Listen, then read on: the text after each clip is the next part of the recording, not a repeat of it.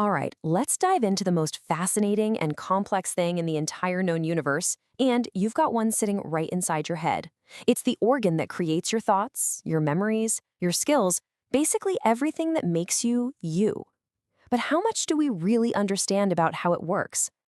Okay, so let's kick things off with a question you might think is pretty simple. When does our brain stop growing? Come on, take a guess. Is it when we're kids, in our teens, or maybe, when we hit our 20s and we're officially adults?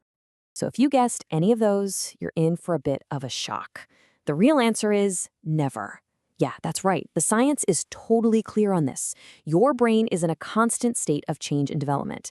It's not some finished product. Nope. It's a living, evolving process that literally lasts your entire life.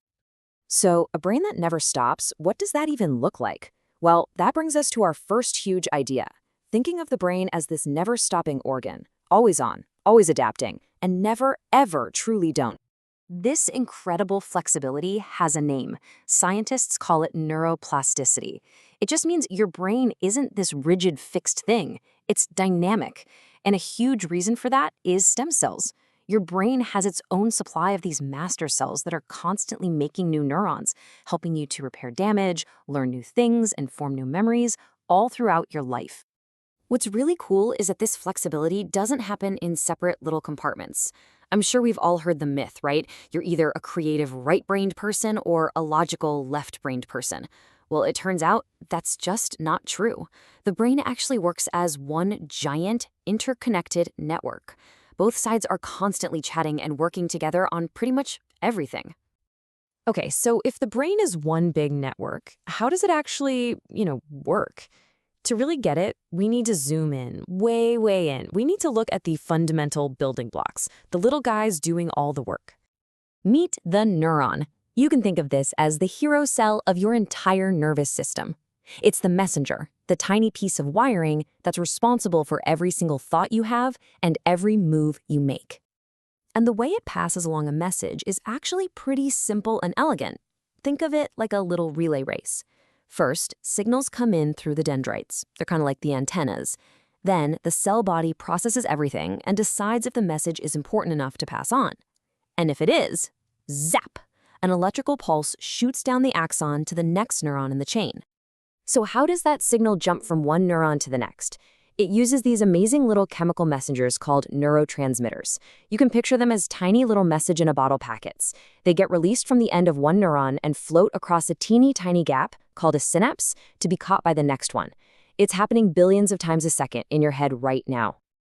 Okay, so we've got billions of neurons firing off these chemical messages, which is amazing, but how does all of that electrical and chemical noise turn into something meaningful? Like, how does it become a memory of your first concert or the skill of riding a bike?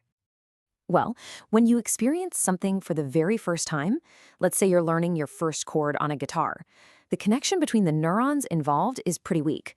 It's like trying to find a tiny, overgrown path in the middle of a dense forest. It's there, but it's really hard to follow. But every single time you practice that chord, you're walking that path again. You're clearing away the brush, you're widening it, maybe you're even paving it. And eventually that faint little trail becomes a brightly lit 5-lane superhighway. The connection gets so strong and efficient that recalling that information, playing that chord, becomes totally effortless. That is what learning is. And just when you think it can't get any cooler, it does.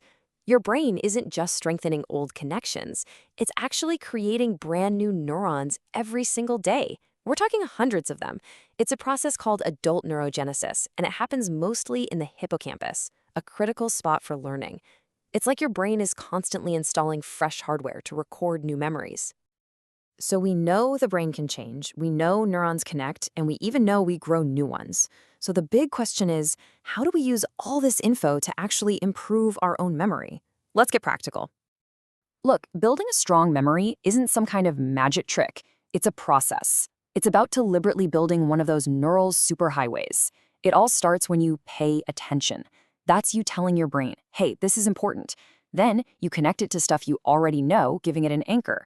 After that, you organize it logically, paving the road. And finally, you solidify it all through repetition. You just keep driving on that road until it's permanent. And if you want to make those memories even stickier, you've got to get your senses involved. The more senses you use, the more pathways your brain builds to that same piece of information. Don't just read a fact, see it in your mind. Say it out loud. If you can, physically interact with it. I mean, have you ever noticed how a certain smell can just instantly zap you back to your childhood? That's your sensory memory at work, and it's incredibly powerful. So, let's just zoom all the way back out and wrap this up by looking at the absolutely incredible big picture. What does all this science really mean for you and your potential? Your brain comes equipped with around 86 billion of those hero cells, the neurons. That is just a staggering, almost impossible number to comprehend. It's an unbelievable amount of raw material. But here's the secret. Having a powerful mind isn't just about the number of cells you've got.